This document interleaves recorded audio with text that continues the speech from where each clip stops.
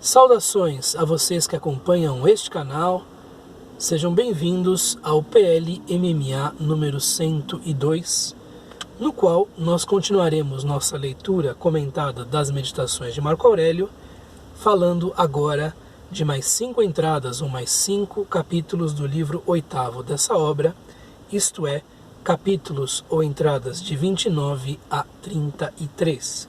Como sempre, a tradução que será usada é aquela que temos usado nesta série, a de Dona Virgínia de Castro e Almeida, em domínio público, e vocês poderão acompanhar a leitura, a análise e o comentário que serão feitos nos próximos minutos por meio da transcrição do trecho, sempre feita aqui na área de descrição do vídeo. Então vejamos o que Marco Aurélio anotou de si para si nestas 5 entradas ou 5 capítulos do seu diário filosófico espiritual. 29. Apaga no pensamento o que for apenas imaginação, dizendo a ti mesmo constantemente: agora tenho o poder de expulsar da minha alma qualquer vício, qualquer desejo, numa palavra, qualquer inquietação. E vendo as coisas como são, sirvo-me delas conforme o seu préstimo. Lembra-te deste poder que a natureza te confere. Muito bem, é evidente que aqui a palavra para imaginação é fantasia, é uma palavra que pode ser vertida de diversas maneiras: imaginação, impressão, estímulo, representação, mesmo ideia ou noção. Seria melhor que os tradutores, sejam eles quem forem, se mantivessem fiéis a uma única versão da palavra, para que se percebesse a constância de uma preocupação de Marco Aurélio, estando falando de uma obra filosófica, ainda que muito sui generis. Mas aqui nós temos imaginação, né, com o sentido de algo que é produzido pela própria mente, porque as fantasias eram tanto estímulos externos, ou o resultado de estímulos externos, quanto pensamentos que emergiam interiormente. Por quê?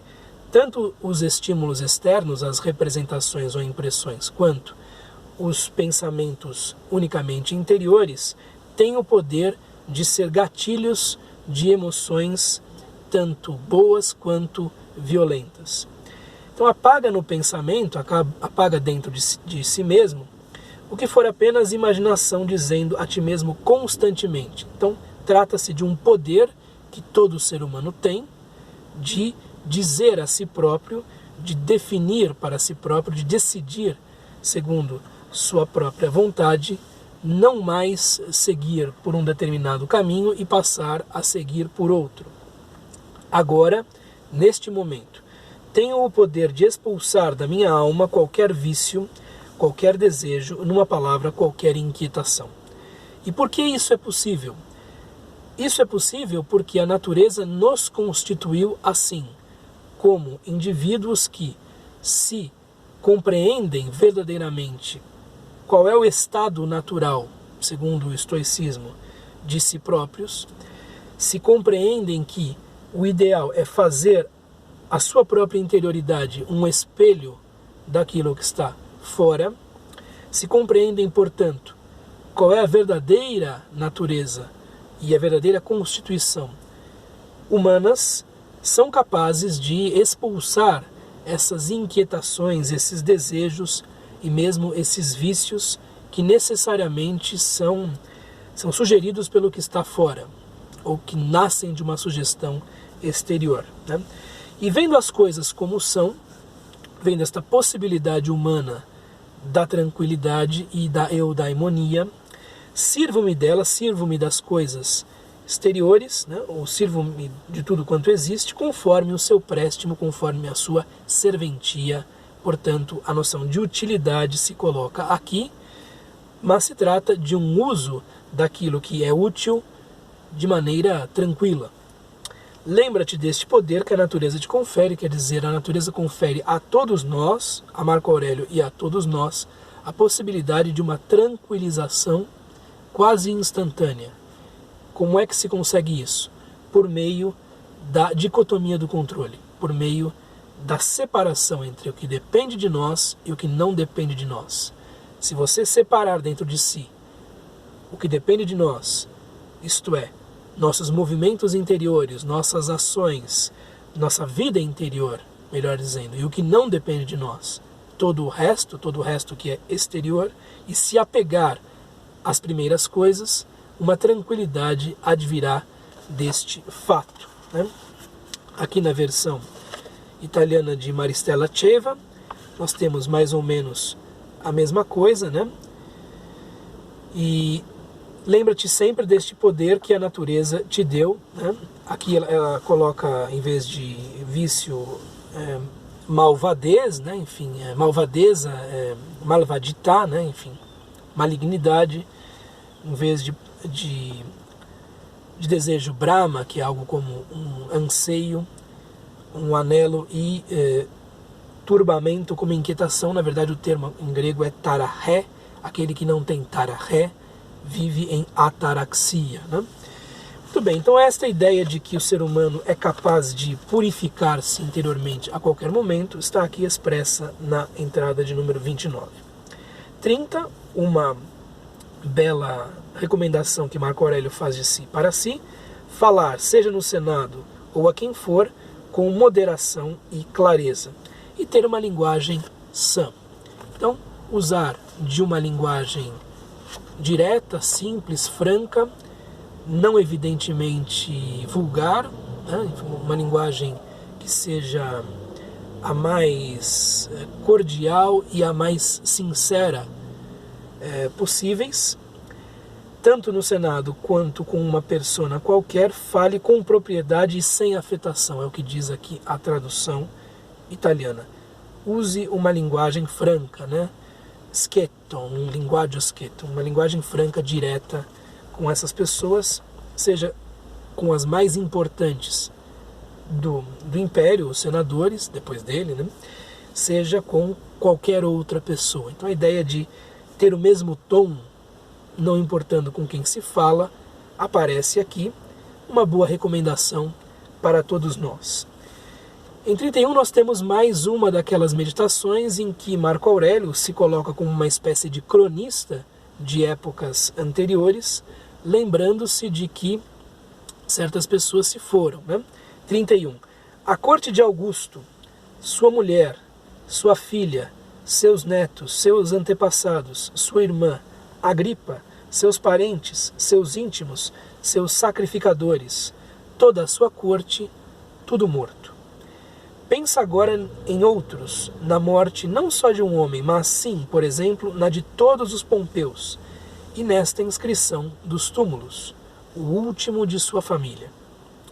Calcula quantos cuidados tiveram os antepassados destes, a fim de deixarem um sucessor, e afinal é preciso que um seja o último, e assim, com a morte de um só homem, acaba uma família inteira. Mais uma daquelas meditações em que Marco Aurélio fala de figuras do passado. Há algo de mais ou menos corrompido no trecho, especialmente no início, né? E a tradução não pega certas filigranas, certos detalhes, né? O que está no grego é mais ou menos o seguinte: a corte de Augusto, sua esposa, sua filha, os netos, né? Os filhos que são adotados, né? A irmã Agripa, que foi uma grande figura, um grande amigo de Augusto. Os que estão, os parentes por conjunção, os familiares, os amigos, Ário e Mecenas, duas figuras importantes da época de Augusto. Os médicos, os adeptos dos sacrifícios. A inteira corte morreu, a inteira corte se foi. Então faltam aqui alguns nomes, né, nesta primeira frase. Pensa agora em outros, na morte não só de um homem, mas sim, por exemplo, na de todos os pompeus. Os pompeus eram dados como mortos na época de Marco Aurélio, ainda que, segundo alguns, o último dos pompeus tenha morrido no século III, se não me engano, no início do século III. Mas era a notícia que Marco Aurélio tinha, de que os pompeus, com sua prole, tinham morrido. Então vejam, figuras muito importantes, tanto Augusto quanto Pompeu, com suas proles numerosas, tinham ido embora.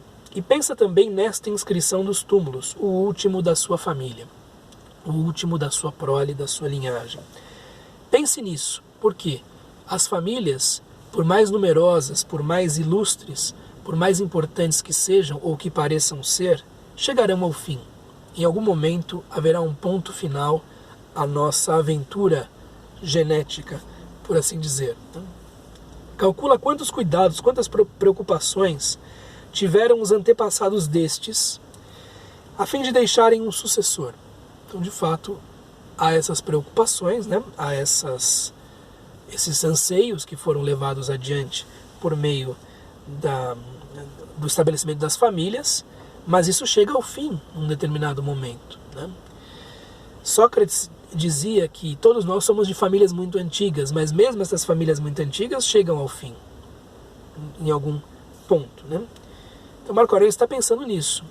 Ele teve 13 ou 14 filhos, dos quais apenas 4, se não me engano, sobreviveram, Cômodo e mais 3 irmãs, né? Então vejam, era possível que não fossem para frente também, né? E afinal é preciso que um seja o último, é preciso que haja um ponto final, mesmo na aventura familiar e genética que muitos de nós acabamos tendo. E assim, com a morte de um só homem, de uma só pessoa, acaba-se uma família inteira, tudo tem um fim, mesmo as famílias ilustres e numerosas. Uma hora não há a perpetuação dessa carga genética, por assim dizer. Trata-se de uma meditação que tem um tom um pouco mais pessimista ou sombrio, nós estamos acostumados com isso, mas a ideia aqui é a de que Augusto não deve se preocupar com essas coisas, porque elas não dependem de si. Ele teve filho e filhas, se esse filho e essas filhas terão filhos e filhas por sua vez, é algo que cabe a essas pessoas, que são outras, e se esses filhos terão outros filhos, e se esses outros filhos se perpetuarão enquanto família, já é algo que não é dado a Marco Aurélio nem controlar, nem mesmo conhecer. Então nós temos filhos ou não, e não temos controle sobre a continuação da nossa prole, caso tenhamos filhos, né? Então aqui interessante esta meditação, que tem por objetivo tranquilizar Marco Aurélio com relação ao seu papel desempenhado enquanto pater familias. Ele fez a parte dele, o que vai acontecer dali por diante depende de outras pessoas. 32. É preciso regularmos a nossa vida ação por ação. E se cada uma produzir tanto quanto possível o resultado que lhe compete, contentemo-nos. E que ela produza o resultado que lhe compete, ninguém tu pode impedir. Mas a isso se oporá um obstáculo exterior. Tais obstáculos não existem para a justiça, moderação, prudência. Qualquer outra ação pode, talvez, ser estorvada. Mas se souberes acolher como convém esse obstáculo, e se te voltares com boa vontade para o que te é permitido, no mesmo instante substituirás a ação perdida por outra, que se harmonizará com essa regulamentação de que falo. Muito bem, é mais uma daquelas meditações em que Marco Aurélio, falando de si para si, lembra-se de que é possível que nossas ações não tenham o resultado esperado e que nós tenhamos de nos adaptar a uma nova realidade. Como é que os estoicos entendem esta questão das ações? Eles dizem que nós devemos ter, digamos assim, uma dupla finalidade em tudo quanto fazemos. A nossa finalidade principal é a busca pela areté, diriam eles. É a busca pela excelência. É caminhar na direção da tranquilidade, da felicidade, da harmonia com o cosmos. É realizar e viver, né, segundo a natureza. Realizar ações e viver segundo a natureza. Isto é o que é mais importante. Por baixo disto existem finalidades ou escopos transitórios que nós podemos nos colocar e que podem não ser atingidos. Porque dependem não apenas de um indivíduo, dependem também do outro lado, dependem também da fortuna, do concurso de circunstâncias. Depende dos deuses, tudo isso, digamos assim. E aí, se nós não obtivermos o nosso resultado esperado, nós devemos nos adaptar e buscar outra coisa, porque isso é possível. E isso é possível sob a guarda, sob a égide daquela busca pela excelência, que é o que deve guiar o indivíduo, né? É preciso regularmos a nossa vida ação por ação. Então, sermos muito conscientes em cada uma das ações que tomamos. Agora estou fazendo isto por tais motivos, desejo tal coisa, mas pode não dar certo. E passo para outra ação e por aí vai.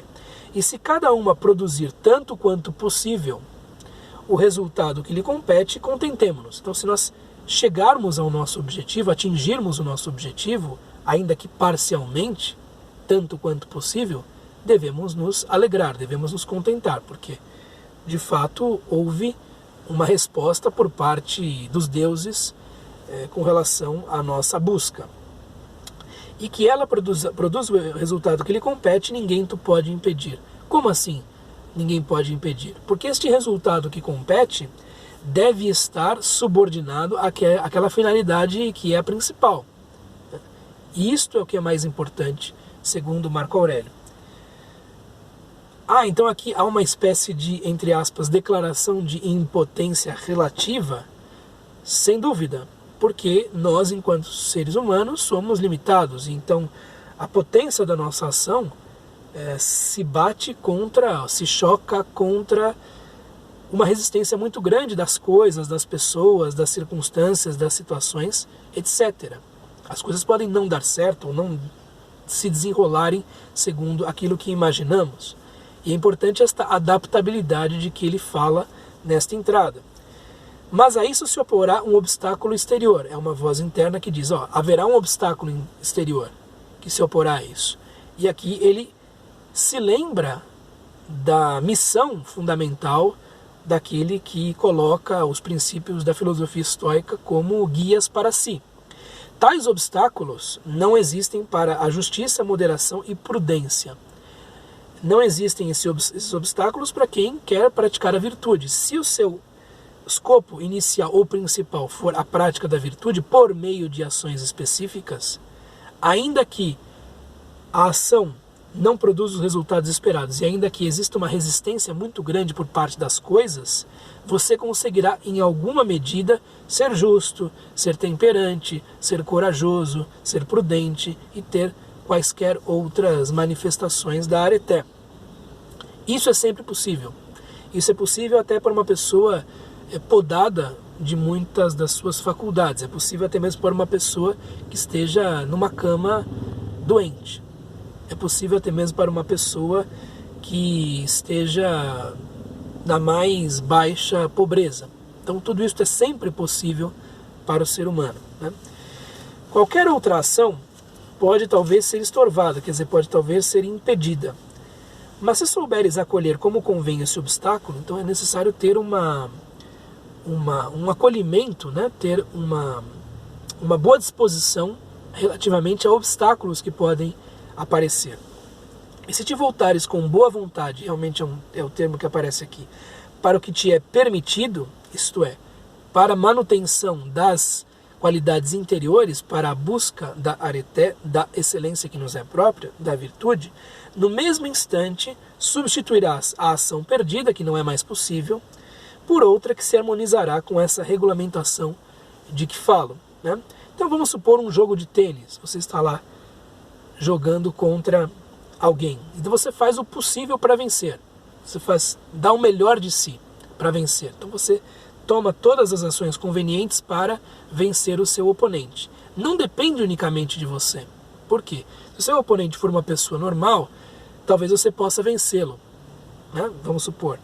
Mas se de outro lado estiver, sei lá, um Federer, um Nadal, um Djokovic, você não vai vencer esses indivíduos, ok? Se tiver um dos maiores tenistas de todos os tempos, você vai perder.